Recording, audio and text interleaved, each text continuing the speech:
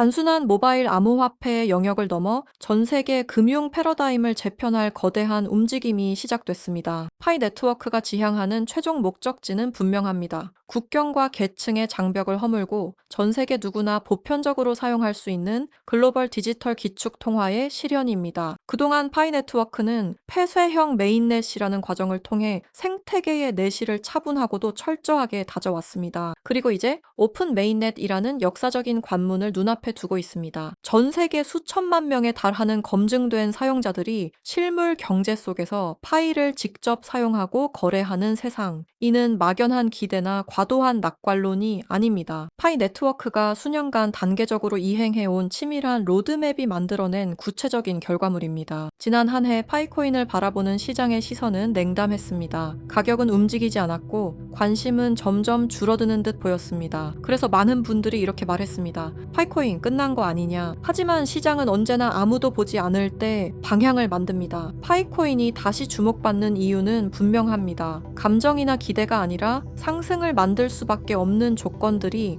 동시에 맞물리고 있기 때문입니다. 2026년 파이코인은 지금 갈림길 정중앙에 서 있습니다. 이 코인이 실패작으로 기록될지 아니면 가장 오래 기다린 실험으로 남을지는 바로 지금부터의 방향에 달려 있습니다. 앞으로 파이코인의 핵심 방향은 단 하나입니다. 가격이 아니라 사용처입니다. 파이코인은 이미 채굴 단계를 넘어섰습니다. 이제 남은 과제는 명확합니다. 사람들이 실제로 쓰는가?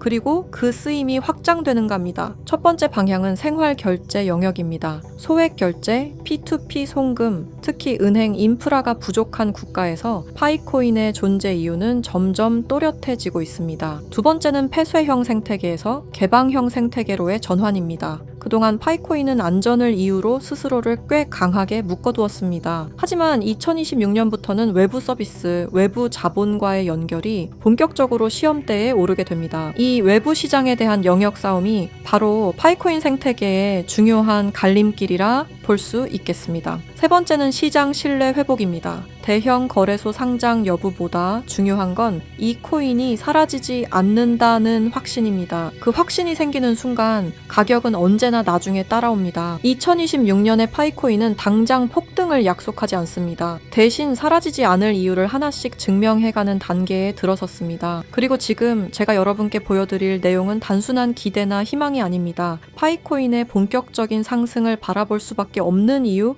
그 흐름이 어디서 시작되고 어디로 이어지고 있는지에 대한 이야기입니다. 시청자 여러분, 지금부터 전해드릴 내용은 단순한 루머나 인터넷 괴담이 아닙니다. 최근 온라인 커뮤니티와 일부 해외 자료에서 정체불명의 문건 하나가 조용히 회자되고 있습니다. 공식 발표도 언론 보도도 없었지만 이 문건을 접한 사람들 사이에서는 공통된 반응이 나왔습니다. 이건 우연이라고 보기엔 이상하다. 문건의 내용은 마치 누군가 미리 짜놓은 각본처럼 정교하게 맞물려 있었습니다.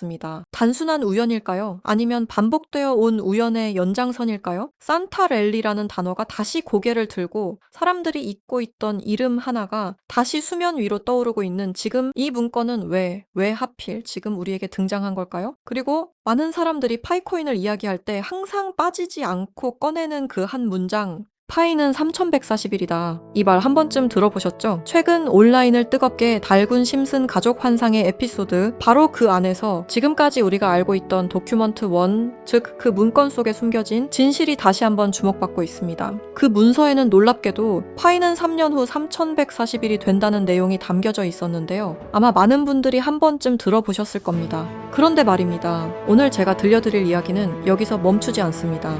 지금부터는 아직 공개되지 않았던 도큐먼트 2페이지와 3페이지, 즉 비밀리에 감춰있던 그 문건의 내용을 함께 보실 텐데요. 그 안에는 단순한 숫자를 넘어 파이의 미래와 3년 후 상장될 거래소의 이름까지 상세하게 기록되어 있었습니다. 과연 이 모든 게 우연일까요? 아니면 철저히 계획된 예언일까요? 그럼 거두절미하고 영상 지금 바로 시작하겠습니다. 1990년부터 지금까지 미국 애니메이션의 전설 심슨 가족, 웃음을 주던 이 노란 가족이 수많은 예언을 적중시키고 현재는 예언 만화라고 불리고 있는데요. 이미 대중들에게는 신기하면서도 한편으로는 사기꾼들의 허황된 소리다, 그저 운이 좋아서 맞췄다라며 비판 아닌 비판을 이어가고 있는데요. 하지만 이미 300개가 넘는 예언을 맞춘 심슨 가족은 단순히 운을 넘어서 경이로운 수준의 예언 능력을 보여주고 있습니다. 보신 적은 없으시더라도 심슨의 캐릭터라면 누구나 알고 계실 거라 생각하는데요. 단순한 만화를 넘어 각종 정치, 환경, 사회 풍자 등등 해학과 풍자를 표현하면서 아이들의 성장 교육뿐만 아니라 다 큰 성인들에게까지 큰 교훈으로 영향을 미치고 있는데요. 오늘 들려드릴 이야기는 그동안 누구도 알려주지 않았던 환상의 에피소드에 관한 내용입니다. 파이코인을 채굴하던 분이라면 깜짝 놀랄 만한 소식이고, 파이코인을 채굴하지 않으셨다면 이제는 시작해야 할 때라고 느끼실 겁니다. 심슨 가족의 예언은 방송사에서도 기사로 다룰 정도로 총 300개가 넘는 예언들을 했는데요. 그런데 이 만화 심슨 가족의 에피소드 중에서는 전 세계에서 방영이 금지된 에피소드가 딱 하나 존재합니다. 해당 에피소드가 방영이 금지되어 버린 것은 바로 이 에피소드에 출연한 어떤 남성 때문이었는데요. 이 에피소드에 관한 이야기를 하기 전에 파이코인에 관한 예언은 그 전에도 있었죠.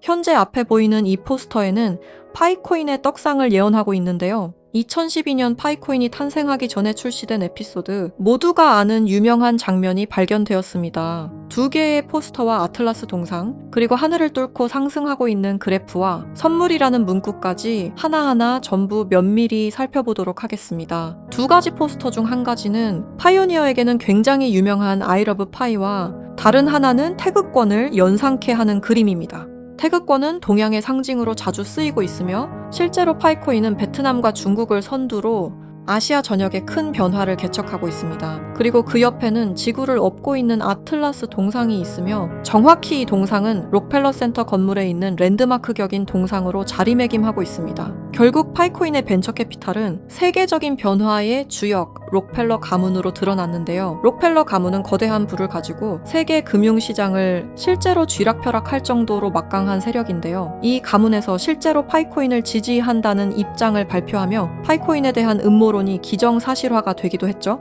마지막으로 기프트는 선물이라는 뜻으로 심슨 가족이 우리에게 주는 선물이라고 해석이 되고 있습니다. 그리고 하늘을 뚫고 상승하는 그래프까지 직관적으로 파이코인의 엄청난 잠재력을 내포하고 있는 것으로 보이고 있죠. 영상이 이렇게 끝나면 다른 파이코인 영상과 다를 게 없어 보이죠? 이제부터는 제가 유튜브 영상 어디에도 없는 파이코인에 관한 심슨의 추가적인 예언까지 한번 알아보도록 하겠습니다. 극소수만이 아는 심슨 가족의 에피소드 중에는 전 세계에서 방영이 금지되어 버린 이른바 환상의 에피소드로 남은 작품이 존재합니다. 바로 3번째 시즌 첫 에피소드인데요. 해당 에피소드의 제목은 스타크 레이빙 데드입니다. 해당 영상이 한국에서 방영할 당시 MBC에서는 정신병동, 그리고 EBS에서는 리사의 쓸쓸한 생일이라는 제목으로 각각 방영되기도 했던 에피소드입니다. 그렇다면 이 에피소드는 대체 왜 방영이 금지되었던 걸까요? 간략하게 이 에피소드의 줄거리에 대해 말해보자면 호머 심슨이 어느 날 정신병원에 입원하게 됐고 그곳에서 자신을 가수로 착각하고 있는 환자 레온 컴퍼스키라는 남성을 만나게 됩니다. 그와 같이 다니며 둘의 사이는 더욱 더 돈독해지고 그는 틈이 날 때마다 주인공인 호머 심슨에게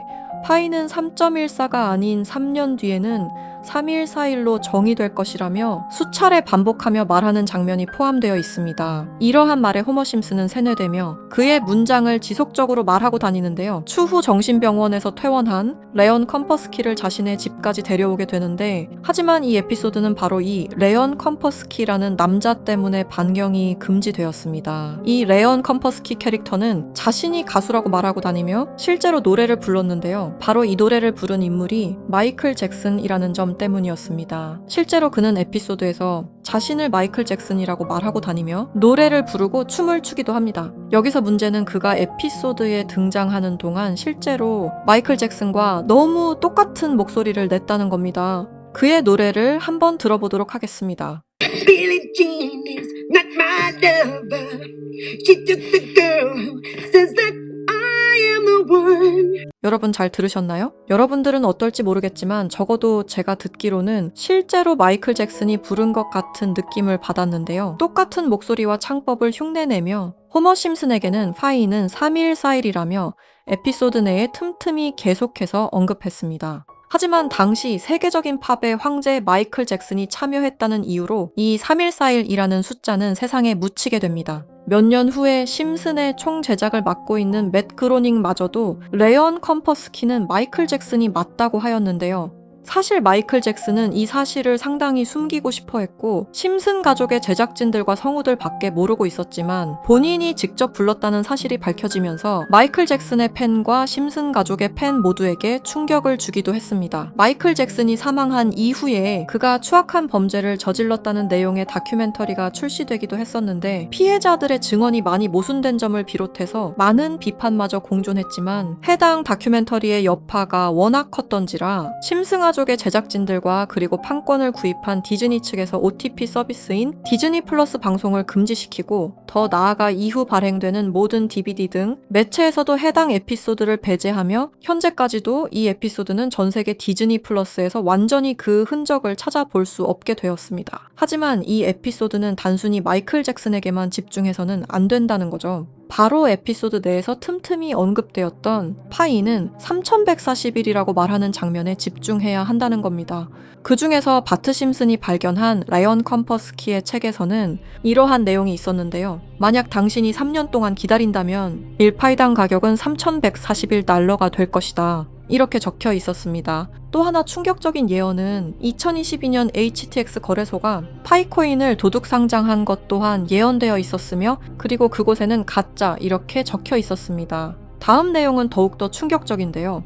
바로 2025년에 파이코인이 거래소에 상장이 된다는 예언입니다. 실제로 OKX 거래소에서 지난 2월 20일에 현물 거래를 지원하기로 했죠. 이 책의 내용에 따르자면 상장된 이후 3년이 지난 2028년에 들어서 파이코인은 3141달러, 한화 약 450만 원 가량에 도달할 것이라는 내용이었는데요. 그리고 이 뒤에는 놀라운 내용이 하나가 더 있었습니다. 파이코인 상장에 관한 정확한 날짜와 매년 최고점과 하락 시점 등등 매우 디테일한 내용들이 포함되어 있었습니다. 이러한 예언들은 파이코인 미래에 대한 기대감을 더욱 증폭시키고 있었는데요. 저는 이 내용을 저희 찐 구독자분들과 공유하려고 오늘 영상을 찍게 되었습니다. 이 내용은 실제 제가 직접 알아낸 최초의 정보라고 자부하고 있습니다. 저희 채널 구독해주신 구독자분들이 아닌 이상 이 내용이 외부로 유출되는 것을 저는 절대로 원하지 않습니다. 너무한 처사라고 생각하실 수 있지만 제가 피땀 흘려서 얻은 정보인 만큼 제가 원하는 사람들과 공유하고 싶은 마음이 가장 큽니다. 큰 돈을 벌 수 있는 기회가 생기는데 이 기회를 아무것도 아닌 사람들과 나누는 게 저는 싫은 겁니다. 그러니까 저희 채널 구독해주신 구독자님들만 알 수 있게 이렇게 설문 작성을 하며 신청을 받고 있습니다. 신청을 해주신 모든 분들께 드리는 게 아니라 구독과 좋아요 그리고 댓글을 남겨주신 분들 한해서만 드리고 있으니까요. 꼭 구독과 좋아요 그리고 댓글까지 남겨주시고 아래 설명란에 링크 타고 들어오셔서 심슨의 비밀 정보 내용 꼭 받아가시길 바라고요.